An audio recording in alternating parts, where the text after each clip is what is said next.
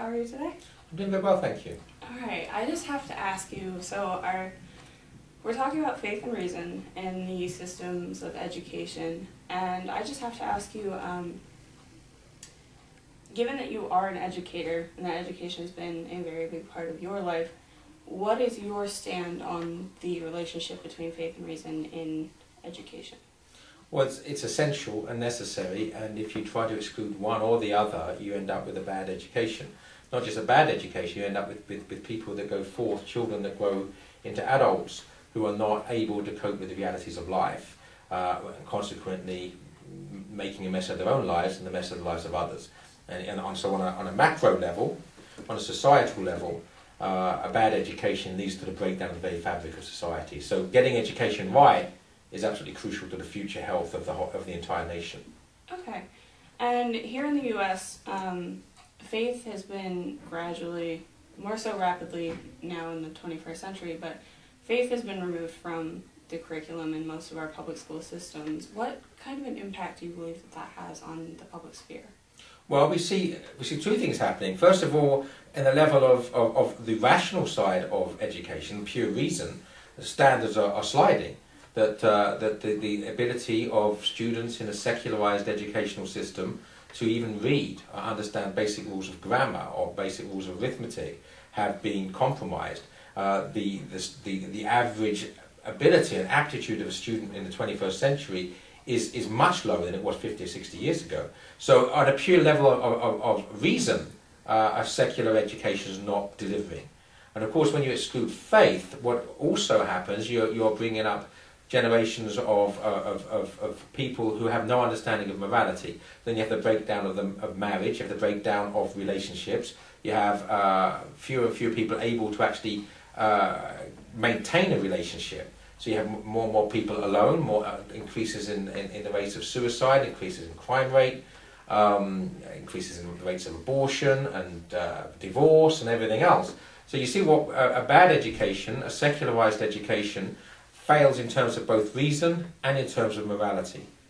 Okay, so do you believe that if faith, maybe not perhaps any particular faith, but just more of an influence on morality even, were put back into any given curriculum, it would contribute to the general domestic bliss, for lack of a better term?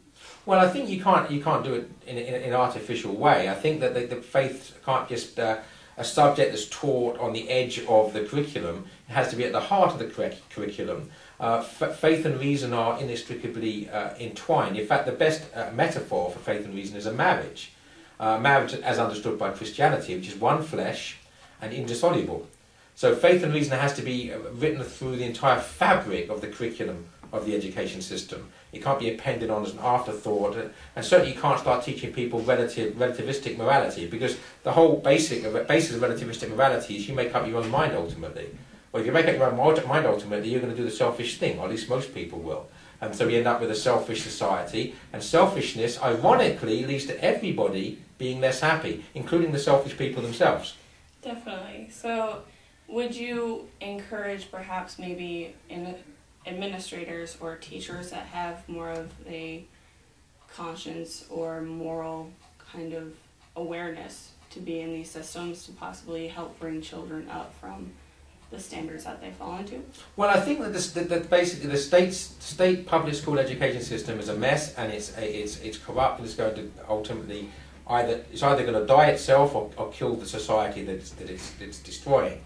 What's necessary is for Catholics and Christians to ensure that there's an independent education system, where there's an alternative system in place, where faith and reason is at the very heart of the curriculum, and where people are learning these timeless truths that go right back to the dawn of civilization for thousands of years, that these are integrated into the modern curriculum, and to have a respect and reverence for the past, and not contempt for the past, and understanding that without that reverence for the past, there will be no future. Okay. And have you ever come across any circumstance where, in a sense, reason is deficient in education and faith is given almost too much of a hold, and you get sort of that supernatural, maybe superstitious kind of education going on? Yes, I mean it's not as big a problem because obviously the public school system is huge and all over the place.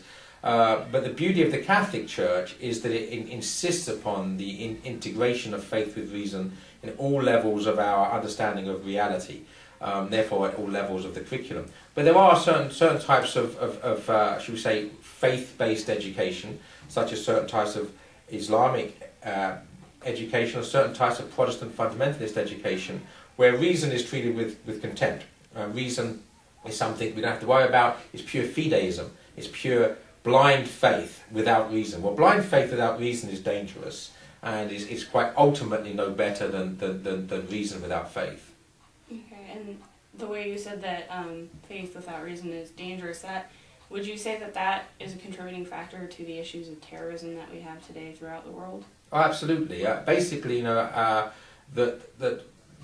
what Pope Benedict was trying to do in the Regensburg Address, which is completely misunderstood by people who can't reason, was that the only way that we're going to have dialogue, peaceful dialogue between Christianity, secularism, and Islam is if we have the common ground of reason in which to dialogue. The result was that the Muslims were up in arms because they thought they were being attacked.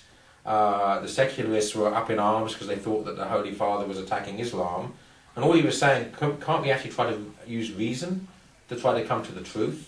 And so you see that the rise of Islamic terrorism, the rise of all sorts of other forms of terrorism. The first thing about terrorism, of course, it denies and forgets the divine nature of the human person. If you're prepared to kill someone for a political cause, you've forgotten the dignity of human life.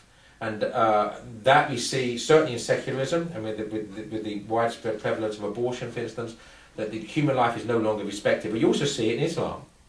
You know, if someone is allowed, first of all, a suicide bomber, the very notion of suicide is a problem to the dignity of the human person. But the fact that the suicide bomber is prepared to kill 50 innocent people for his cause shows complete disrespect for the dignity of human life. And you know, again, it's the Catholic Church that, through a process, an integrated process of faith and reason, comes to understand that the human person is made in the image of God. And because the human person is made in the image of God, secular abuses such as abortion or superstitious abuses from Islam or wherever, such as terrorism, are a breach with the beauty of the marriage of faith and reason.